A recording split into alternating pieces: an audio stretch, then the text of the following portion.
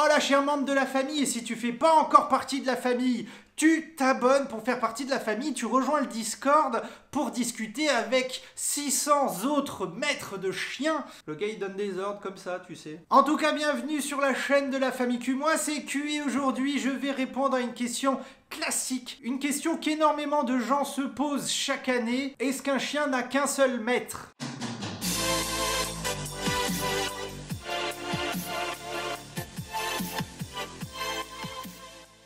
Alors peut-être que certains d'entre vous vont trouver la question complètement débile et inintéressante, mais je te le dis, je te le garantis, des milliers de personnes chaque année se posent la question. Pourquoi ? Parce qu'en fait, c'est une idée reçue qui date d'il y a plusieurs dizaines d'années, à l'époque où l'éducation canine n'était absolument pas la même qu'aujourd'hui, où effectivement on pensait que le chien ne pouvait avoir qu'un seul maître.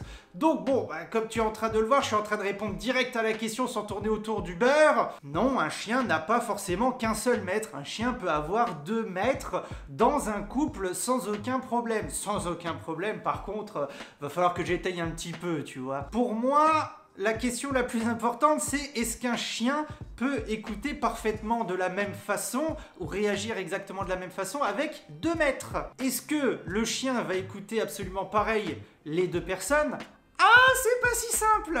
Et là, on en arrive justement au retour d'expérience de tous les gens dans la famille Q depuis 3 ans.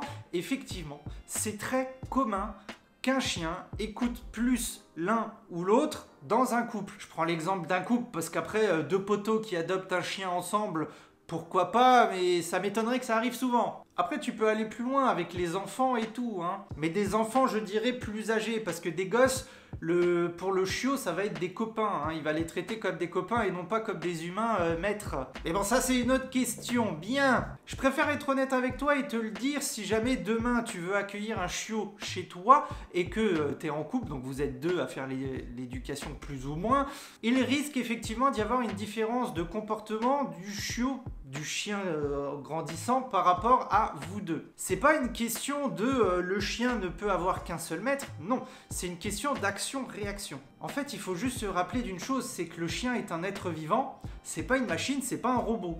Donc le chien va s'adapter par rapport à ce qu'on lui offre, ce qu'on lui propose, ce qu'on lui donne. Comme d'hab, et c'est la plus-value de la famille Q, c'est qu'en tant que gens lambda également, on t'apporte notre retour d'expérience. Mais là, le retour d'expérience, pour une fois, c'est pas moi qui vais le faire, c'est Gu. Alors, bon, connu sous le nom de Jus, mais moi je l'appelle Gu, bref, on s'en fout. C'est la minute de Gu. C'est la minute de Gu. Bien, ça n'a pas du tout été préparé en avance, histoire que les réponses soient authentiques. Gu, première question, est-ce que tu trouves être maître d'Olive au même titre que moi? Bah bien sûr. Bien sûr. Bah oui, pour toi, t'es aussi la maîtresse d'Olive. Oui. Oui, j'aurais peut-être dû mettre au féminin. Maître d'Olive, bonjour monsieur. Donc t'es la maîtresse de la grosse patate là? Oui, tout à fait. Ok. Quand Olive était chiot ou ado, est-ce qu'il y a eu une différence de comportement d'Olive par rapport à toi ou par rapport à moi? Énormément. Ah bon? Oui. Ah bon? Quand elle, en balade par exemple, elle tirait beaucoup la laisse, elle mordillait beaucoup la laisse. Oh, bichette. Elle mordillait beaucoup mes doigts par exemple. Ah, mais mordiment. Donc Olive te mordait plus toi que moi? Ouais. Incroyable! Donc effectivement, pour résumer, je te remercie Gus, je pense que tu peux te barrer, on va pas faire durer le suspense plus longtemps. Effectivement, différence. Pourquoi? Parce qu'en fait l'éducation d'Olive c'est moi qui l'ai faite. Avec Julie on s'est partagé le temps de balade, mais forcément comme c'est moi qui mettais beaucoup plus de temps dans l'éducation, dans la fermeté, etc., dans les règles, bah Olive avait... utilise les mots que tu veux, mais par exemple Gaër dirait plus de respect pour moi que pour Julie. Hein, Gu, elle te respectait pas. Hein. Bah pas tellement. Mais par contre aujourd'hui... ça a changé. Maintenant ça a changé. Maintenant c'est plus Julie qui terrorise Olive. Regardez sa bouille de chien battu.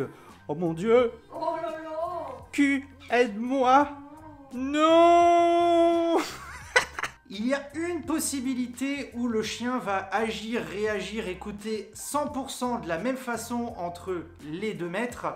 C'est si les 2 maîtres agissent parfaitement en symbiose de la même façon. Le chiot fait quelque chose, les deux réagissent exactement de la même façon. Les deux font l'éducation strictement à 50%. Le côté punition, le côté règle est exactement le même pour les deux. Les deux donnent autant, pas plus, pas moins, de temps au chiot, que ce soit pour l'éducation, les balades, la socialisation, etc. Là, oui, tu auras un chiot qui va écouter de la même façon, bon, selon les humeurs, parce que peut-être qu'à un moment donné, il va pas avoir envie, mais ça, c'est différent. Si les deux maîtres sont eux-mêmes des robots, des jumeaux qui se comportent à 100% de la même façon. Dans la vraie vie des vrais gens, c'est très compliqué d'arriver à vraiment une situation parfaite d'une part et de l'autre.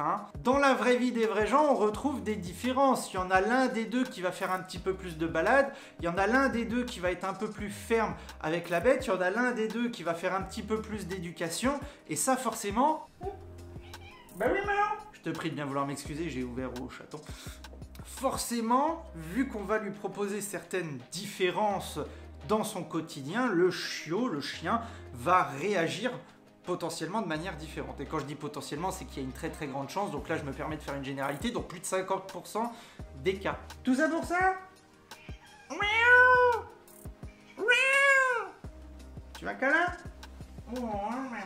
Donc non, un chien n'a pas qu'un seul maître, il peut en avoir plusieurs. Par contre oui, un chien peut réagir différemment entre les deux maîtres et écouter plus l'un que l'autre. Mais en fait, c'est juste une réaction à ce que vous lui proposez. C'est une conséquence de ce que vous faites avec votre chien. C'est tout aussi simple que ça, donc je ne vais pas aller beaucoup plus loin, je me contente juste de répondre à la question et d'ouvrir la question pour te raconter la réalité des choses. N'hésite pas par contre à me dire en commentaire si tu as été touché par la chose, et je sais que dans la famille Q, il y a énormément de gens qui ont eu un chiot qui écoutait moins bien l'un des deux. Et puis parfois, malheureusement, ça tombe sur la gueule de la personne qui nous parle sur le Discord, et là on lui répond quoi? On lui répond chien. Et si l'éducation par l'un ou par l'autre est bien faite et que ça devient un chien adulte bien dans ses pattes, il n'y a pas de raison que ça continue. C'est surtout côté chiot, côté ado, côté jeune chien, quand ils sont sur toute trou de balle. Moi, tu te frottes sur moi. Tu vas en chier pendant l'adolescence, tu vas en chier pendant le côté chiot. Et comme je te le dis que tu vas en chier, la famille Q sera là pour t'aider. Bon, sur ce, moi je te dis à la prochaine. Ah, t'es comme Olive, toi, t'es dégueulasse.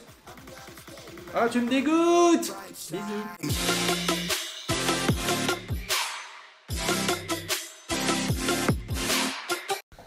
Zone de guerre.